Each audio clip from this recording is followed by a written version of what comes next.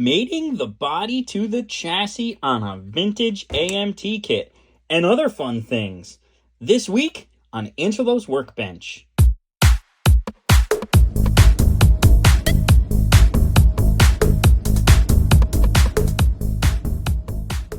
Well, we're going to start now by putting this exhaust on. That's the last step in the chassis before we move to final assembly with the body. So we're just going to get this exhaust put on here, and I'm going to get my glue ready. And this looks relatively straightforward. The rear piece of the exhaust has to just be twisted down under the rear end, not dissimilar from if you were doing this in a garage. And then there are very positive mounting locations right here in the chassis for where the exhaust goes. You can see it very easily. There is a big recessed point. And then the same thing here. There is a nice recessed point right here where the exhaust goes. And obviously it plugs into the header. And then this goes on the rear piece.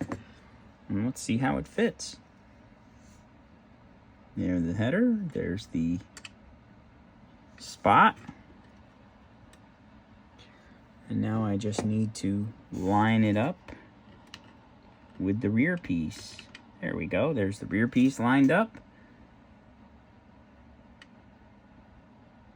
And there we have it. That was relatively straightforward. Very good. Now we'll do the same thing on the other side. We'll just stick this under here and twist it around. I think I gotta go the other way. There we go. Twist it around.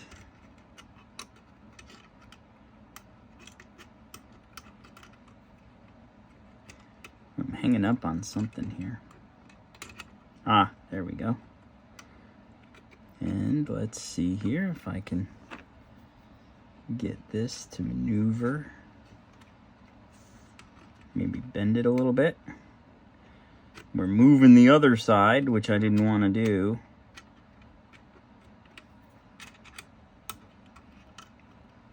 Come on. This is Murphy's Law, right? So one side is always easy, and one side is not. So let me see if I can, what happens if I go this way? No, that's not gonna work. Gotta go this way. I wonder if I pry on this rear end a little, maybe I can get it to pop up. Come on, you wanna come up here. I feel like Happy Gilmore when he's yelling at the ball to go into the hole. That's your home. Go to your home. Ah, that's a funny movie. Well, I feel like I should be yelling at this exhaust pipe to go to its home. Come on, you know you want to go in there. Wait, here it comes. Here it comes. Ta-da! There it is. Woo! A few more minutes, I would have turned off the camera and did it off camera. But we survived. Uh-oh. I believe that I need to be on the other side of this rear support arm. Yeah. Yep. I do. I need to be on the other side of that rear support arm. So it's got to come out. Well, these things happen. Live and learn. So you guys are probably done watching this. So I will fix this. I will get on the other side of that rear support arm, and I will come back. Okay, and you know, it only actually took me a second, because once you get on the other side of that rear support arm, the exhaust goes in a lot easier. So clearly that's the way it is supposed to be. So that explains why I was having such a difficult time the first time. because you need to be to the rear of that support arm pretty much for both exhaust pipes. There we go. And now on to the header, and to the mounting point. There it is. And on to the rear pipe, just like so. There we go. That's pretty good, except it doesn't want to go in its mounting point. It wants to go over here. I'm inclined to let it. Let's see here.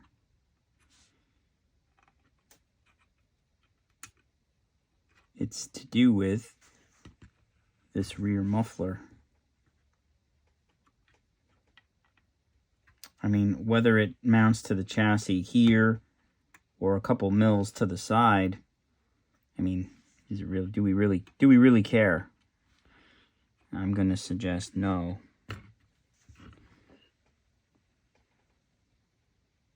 This exhaust kind of just wants to ride a little more to the center of the car. And I suspect it's because of where this is. There we go.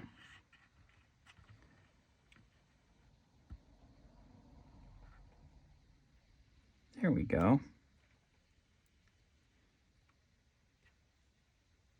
That works for me.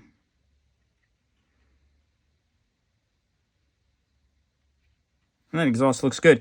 I like the steel contrasting with the aluminum. You know, we've got a couple different kinds of metal under here, which I like very much. And I think that this overall looks great. I'm just going to apply a little weight to this to get it to stay where it is. And that I'm not liking. I'll put the weight on the mufflers. There we go. But we definitely have positive contact with the headers, the mounting points, the mufflers, and then straight back to the back. So we'll let that cure for a little while, and we'll come back and do some more. This video series is sponsored by Angelo's Motorcycle, your one-stop for anything and everything to do with motorcycles. From motorcycle safety to motorcycle gear review to motorcycles reviews themselves, rides, all kinds of fun stuff. Go ahead and check out Angelo's Motorcycle here on YouTube as well. Coming up soon on Angelo's Motorcycle, 6 motorcycles, 600 miles, 1 long weekend, a buyer's guide of many different genres of motorcycles. Go on over and check it out. I look forward to seeing you there. Here is a small commercial on Angelo's Motorcycle, and then we're getting back to work.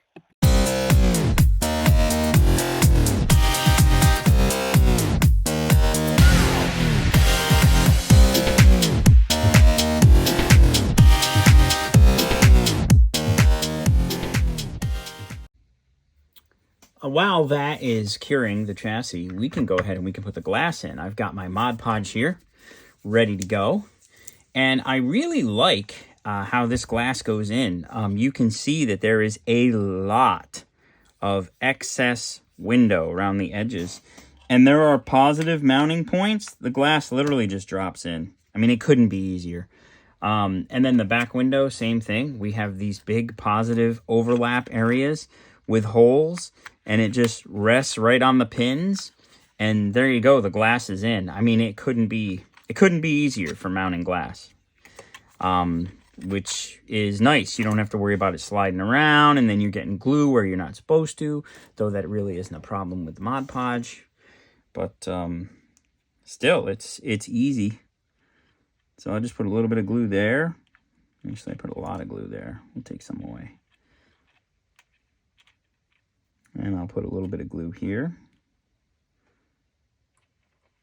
And a little bit of glue here. And then I'm going to put some glue here. You don't need a lot. You know, just a little bit of Mod Podge does the job.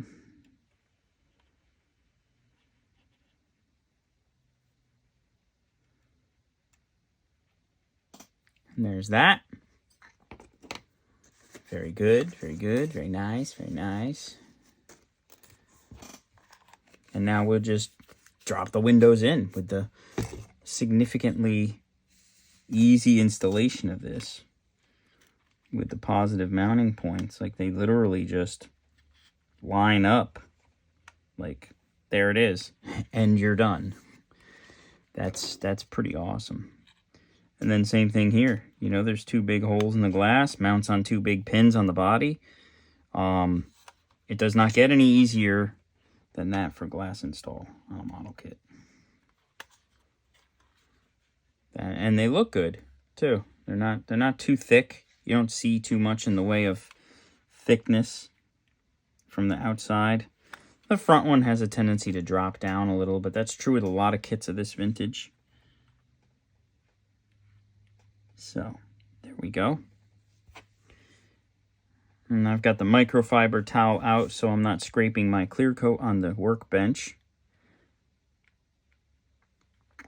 And there, we'll just leave that cure for a little while. And while that's curing, we can do a little work on the rear end and the front end. These are going to have some detailing done. Headlights installed, taillights installed, etc.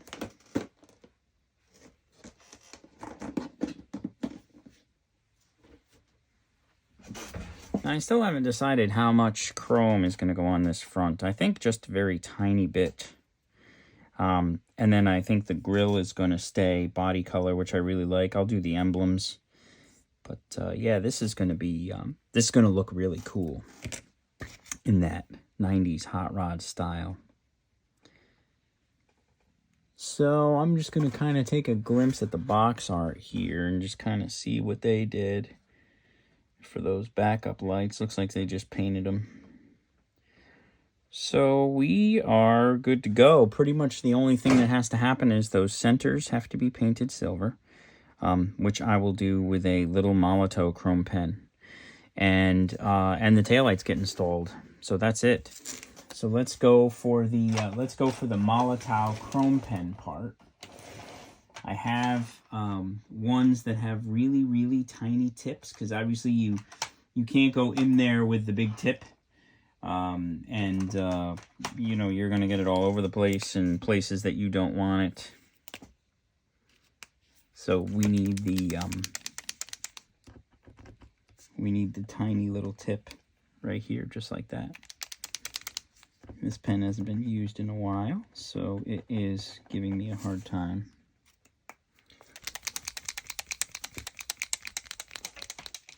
So we've got to shake it up a little bit.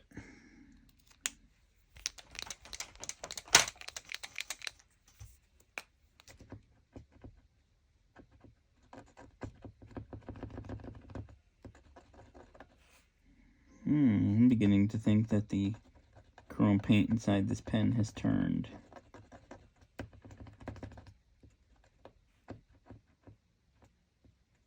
Wait, here comes some. Maybe, maybe not. All right, I'm going to figure out the problem with the chrome pen, and then we will be back. Okay, I have gone to my backup chrome pen, one that I got off of Amazon. First time using this chrome pen and this brand.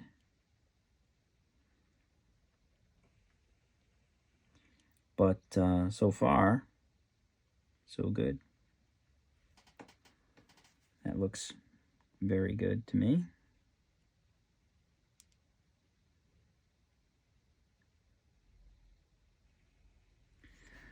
And there's those.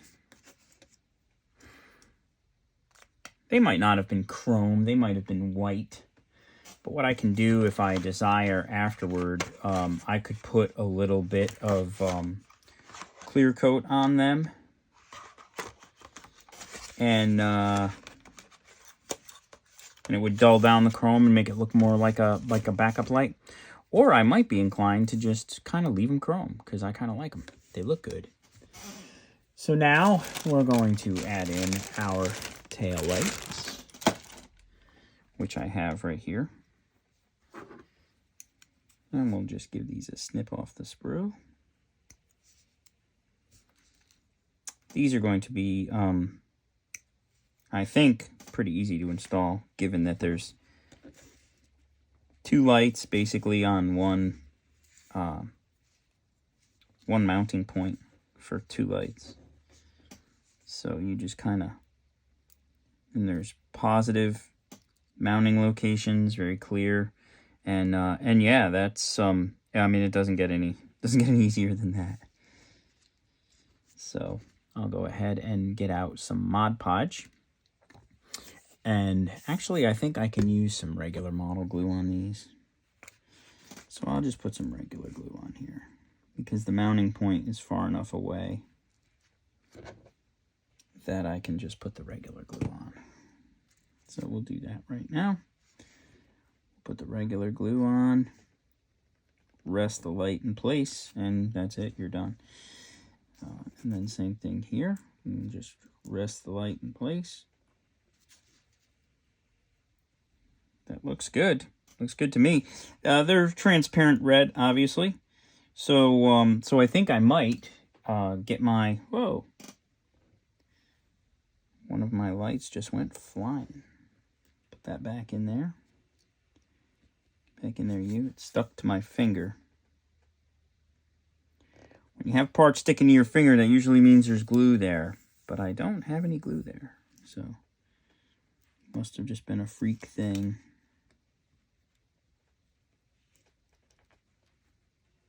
There we go. So the light is in. So now what I think I'm going to do is I think I'm going to just put a little bit of chrome on the back of those lights, just to give them that look.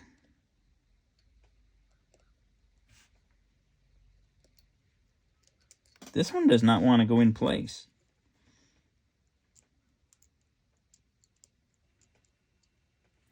Not like this one did. This one locked right in nicely.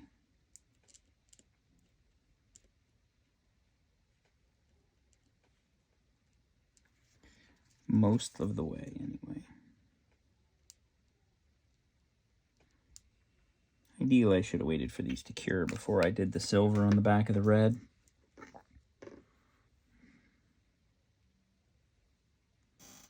Yeah, that looks much better. We'll see it. We'll see it together after after these cure.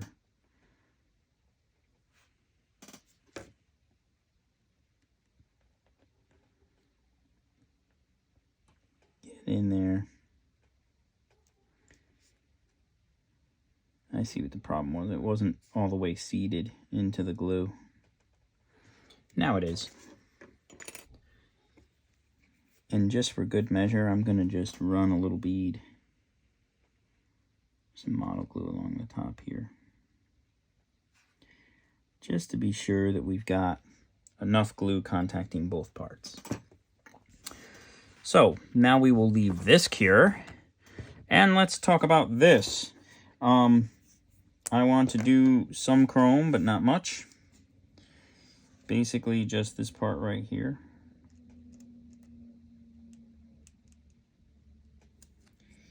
And this part here. Love these Molotow chrome pens for this. All those years of bare metal foil. Don't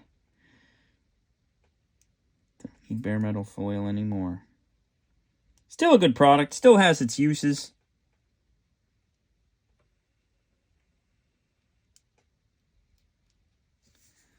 So there's that piece, and then that will join the piece that goes across the bottom of the hood.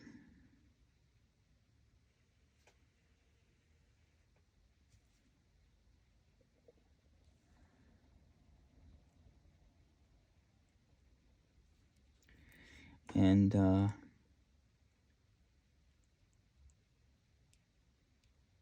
there we go. That's looking good. I want to get this little side piece right there. And there you have it.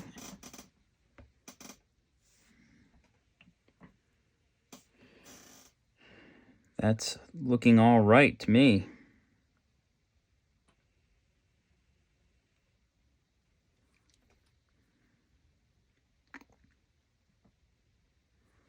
And then I'll just give the little SS in the middle. So I've got that little SS emblem done there now. And the chrome on the front of this is pretty much good. We do have a couple little amber lights here. And I haven't quite decided if I can get in here with the chrome pen and then go over it with some amber. I think I can. And there we have it. That works for me. These pens are great.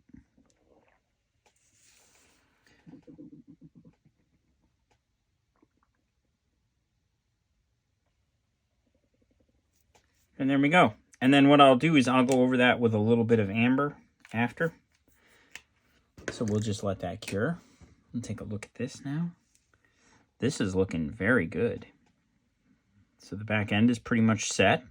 The front end is pretty much set. So we're going to be able to mount this. This can go into the body now because that's what happens next according to the instructions. They talk about those windshield wipers. I'm still not sure if I'm going to use those windshield wipers because they are pretty huge. So let's see now how easy this is going to be. It appears to have a very positive mounting location. There's a big tab here and a big tab there. And it should just set right in. Looks like it'll snap, maybe. No, it just pushes right in. Wow. Okay, that is the easiest install of a rear tail section that I've ever had. And that's it. It's in and it's done. So what I'll do is I will put a little bit of Tamiya Extra Fine in here, in that little mounting tab location.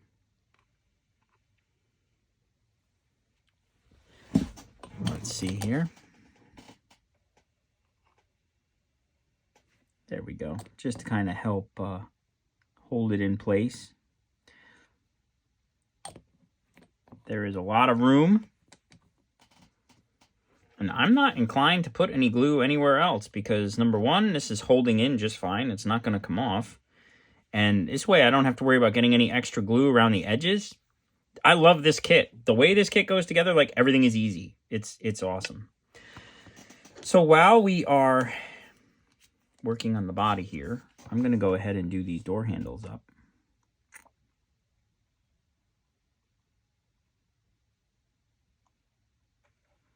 And I don't want too much chrome on them, just on the ends. And I've got the lock cylinder right here. There we go. That looks good. So now we'll do the opposite side. And again, I don't want to go too crazy with the chrome, right? Just the edge, just the leading edge, and the button underneath. And then the lock cylinder.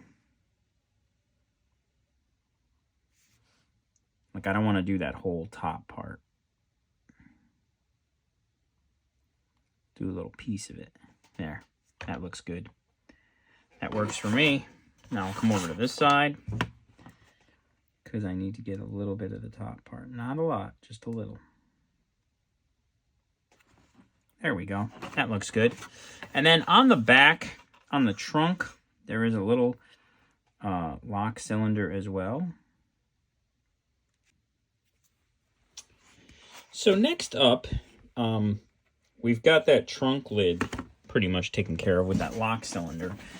There is a small emblem on the back of the trunk that we need to take care of. And that is right here. And I'm just going to kind of give it a little treatment with the pen. There we go. That works for me. And now I'm just going to take a quick look under the hood, because that's our next spot where we need to do some detailing work. And I don't see anything that would be chrome, so we will put that aside. I do see some things that will be silver and black, however. I would like to do these little straps here silver. And there's another one right here. I love how this looks like the way you can these detailing items, like these items that are in this under this hood, they are significantly raised up, so it's very easy to get on them and paint them. And I like the Sharpie for this. I like the sheen that the Sharpie leaves. It looks kind of rubbery to me once it cures. So there's those hoses just chillaxing. And now we've got to get this hose, which goes all the way down.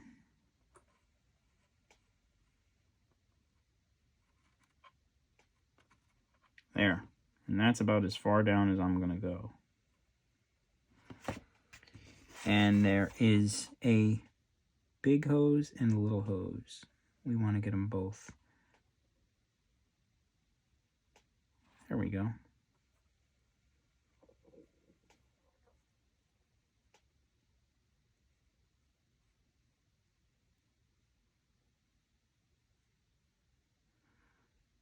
And I might have to touch up that silver a little bit, but that's okay. That looks pretty good. I don't know what that thing is. There's a thing, but whatever it is, it's going to be this color, simply just for some variation in color. I don't know what this is, but this is what I'm going with. I don't know if this is a windshield washer fluid bag. Well, no, that can't be, because there's the windshield washer fluid jug. I don't know what this thing is, but like I said, I'm painting it this gold color.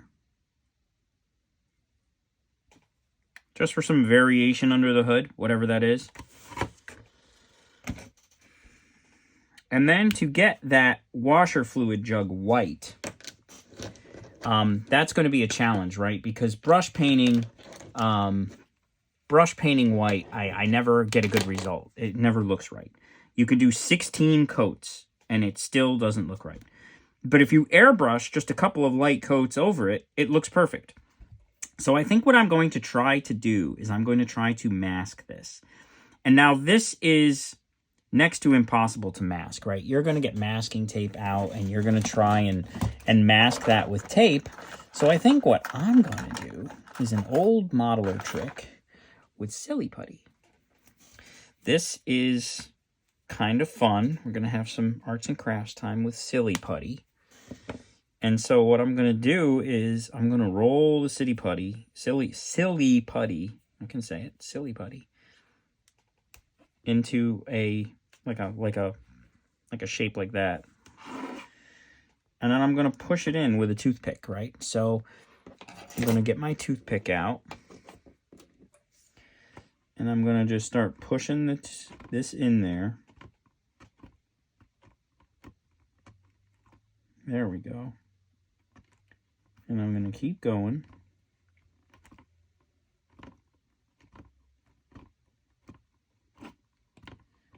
There we go. And so what I'm trying to do is basically just get the Silly Putty down low enough to where it's not touching the windshield washer bottle, but it's covering this wall.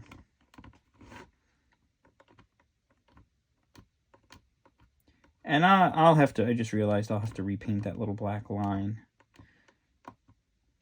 That hose line that goes to the top of the washer jug. I'll repaint that. So there we go, there's that. And now I've got this one that I can go just a little thinner with.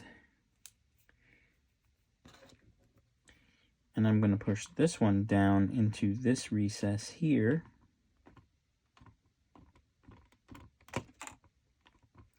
And I don't care if the entire washer jug is white. I just want to get most of it. If the extreme bottom portions aren't white, that isn't the end of the world. Ideally, it would be best if this was a separate part, but it's not. It's molded in. So we're working with what we got.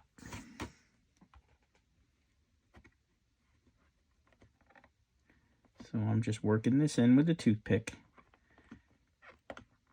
and spreading it around. And that's looking pretty good.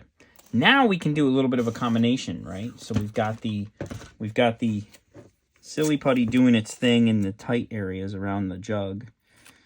And now I can come in here with the tape to handle the bigger areas, to make sure that we don't get paint on this fender, the inside of this firewall. There we go. And then there is a spot where I need just a little more. We'll just pull this. I need a little more silly putty in right here. There we go. And I'll just kind of push this over up against the tape to cover that little piece of the side engine compartment. And we'll just get this over here out of the way.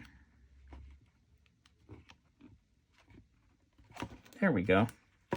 And now I can go in with just a little bit of tape right here. And you can put the tape right on the silly putty. It's okay. Ain't gonna bother nobody. And then I need just a little bit down here to cover this part of the firewall. There you go. And now I have masked off this washer jug. And now I can go to the spray booth, hit this with just a little bit of white paint, and see how it comes out. And I'll be right back. So we're back from the spray booth. This is cured a little bit. I didn't want to take the stuff off right away. I wanted it to cure a little because I didn't want to take the chance of damaging the paint. So we'll just pull this off. Look at that. You always end up losing some of the silly putty when you stick it to tape, because you never get it all off the tape, and that's okay. It comes in you get enough silly putty to last a lifetime. I've been using this same silly putty hunk for probably 15 years. It lasts a long time, and it never seems to dry out for some reason. I don't know why. Maybe it's just how I store it, or maybe it doesn't dry out. But yeah, this always does very good.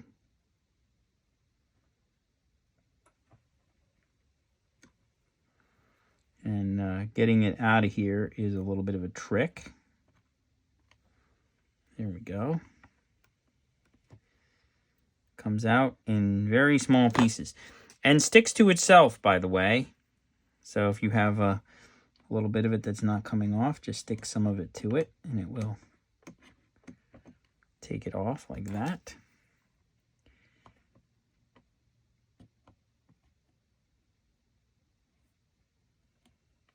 There we go.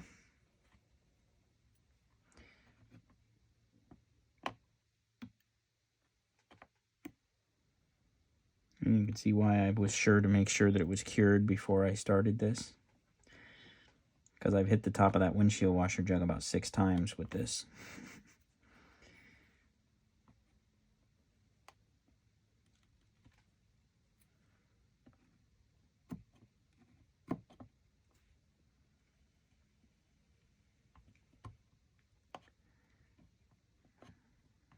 There we go.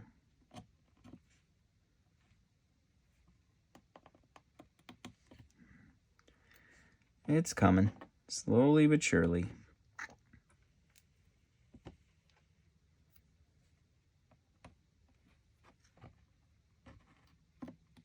There we go. Got most of it out there. There's a little piece on my tweezer holding my tweezer shut.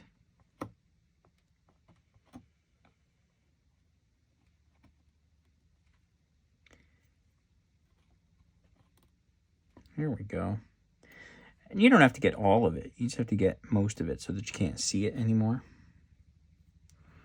You leave a little bit of silly putty in there, nobody's going to notice. Ooh, but I think I just got it all.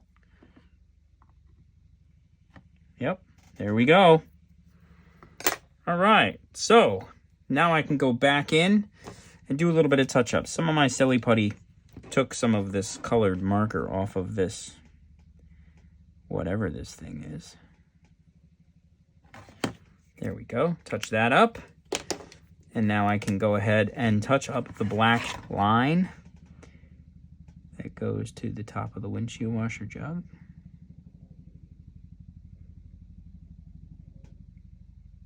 That looks good. Very good, very good, very nice.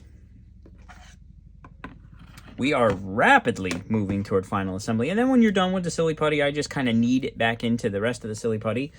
And I put it back in my drawer where I keep the silly putty for future use.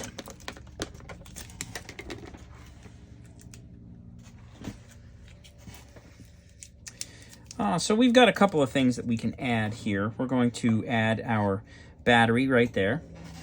I'm going to get the battery out of the parts box. Here is the parts box. Where is the battery? The battery is not in the parts box. So, hopefully I already got it out and put it on the bench.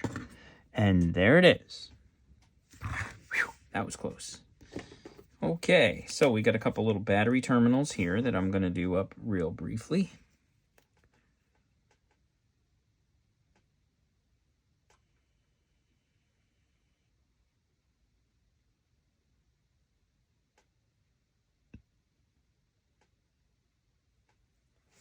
There we go. And this is a relatively straightforward install. There's a big tab that goes into this big notch right here. And I'm not going to scrape any paint or anything. This is a low stress part. Once you drop it in there and the glue holds, it'll hold it. It's never going anywhere. There.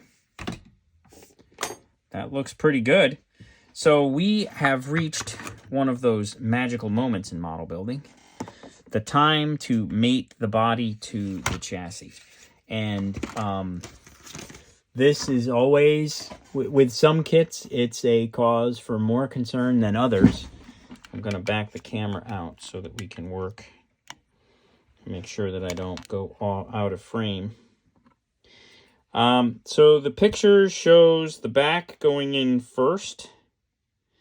There are two tabs there on the back of the chassis. I don't see a positive mounting location where they go. So I'm going to wing it. And so there that goes. That went fairly easy. And so the next issue will be this firewall hitting on this. And how we're going to resolve that is the chassis is going to slide back a little bit. Or maybe not.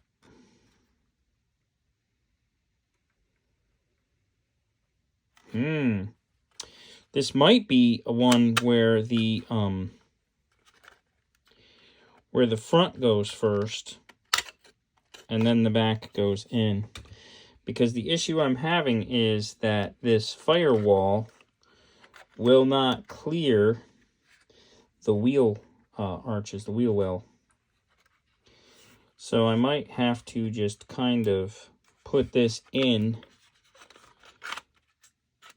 and then slide it forward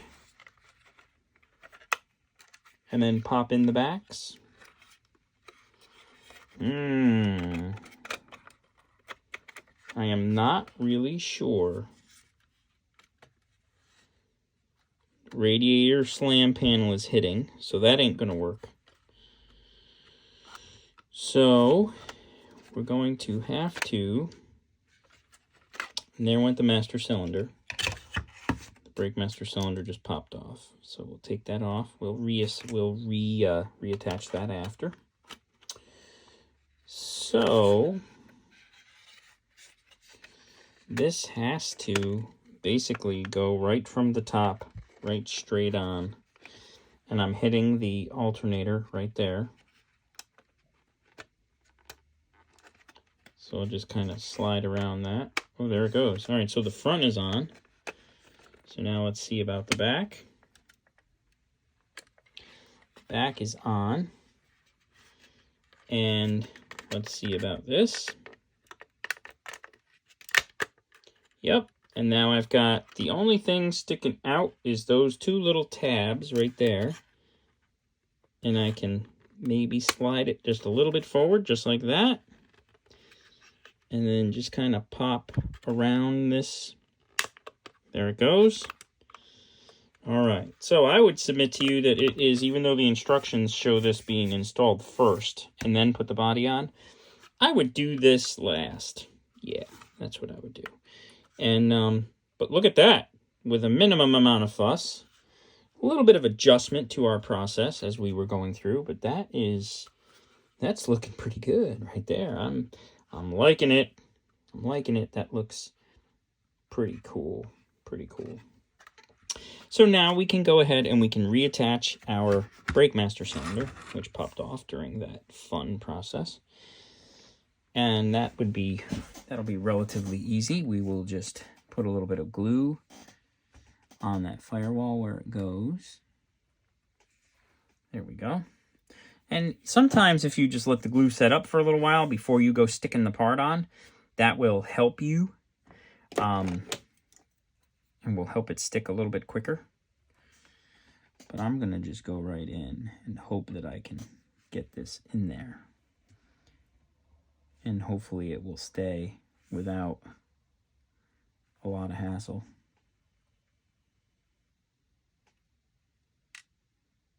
And the answer is nope. So then what I can do is I can stick a toothpick in here.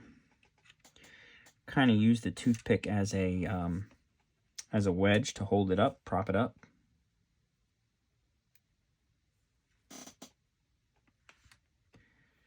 I'm thinking maybe I should have used the crazy glue. See, I can't get enough pressure with my tweezers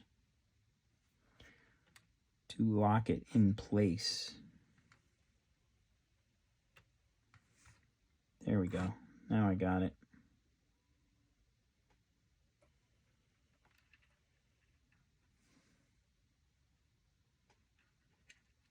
And I'll just stick that toothpick under there to act as a wedge. And there it is. We will let that cure. And then we will proceed. That's going to wrap up video number 8 in the AMT 67 Impala Street Machine video series. Go ahead and click that like, comment, share, subscribe. All that stuff helps me out. Thank you very much. Also, check me out on Facebook, TikTok, and Instagram, all as Angelo's Workbench. Don't forget to tune in next week, Wednesday at noon Eastern Time, when we will finish this build with video number 9. Thank you for watching. See you next week.